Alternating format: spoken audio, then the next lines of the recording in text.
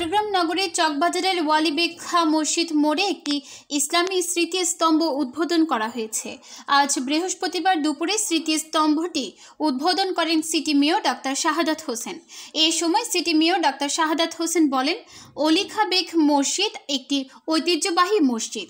এর ঐতিহাসিক পটভূমিকা রয়েছে। মনুমেন্ট আমরা করেছি যাতে পরবর্তী প্রজন্ম বুঝতে পারবে এই মসজিদটির গুরুত্ব অনেক বেশি। এই মসজিদের ঐতিহ্য, নিদর্শন ও পুরাকীর্তি শুধুমাত্র চট্টগ্রামের মানুষকে নয়, বাংলাদেশের 16 কোটি মানুষকে আকৃষ্ট করে।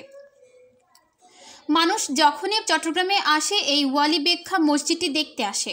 আমি মনে করি এটা তাদেরকে আরও বেশি আকৃষ্ট করবে। চট্টগ্রামের সৌন্দর্য বর্ধনে এটা ভূমিকা রাখবে। মেয়র আরও বলে, আজকে রাজনৈতিক যে একটা কালচার হয়ে গেছে যে আসবে তার ছবিটা দিয়ে মুরাল বানানো, এটা আসলে স্থায়ী নয়।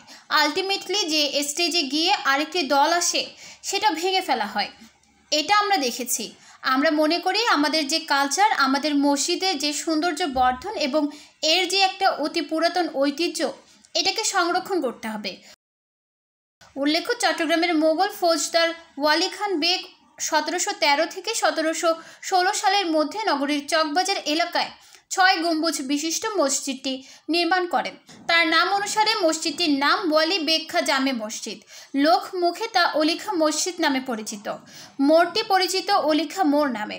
পুরনো মসজিদটি অক্ষত রেখে এর সামনে নতুন আরেকটি মসজিদ নির্মাণের কাজ শুরু হয়েছে 8 বছর আগে। নিউজ ডেস্ক, চট্টগ্রাম সময়।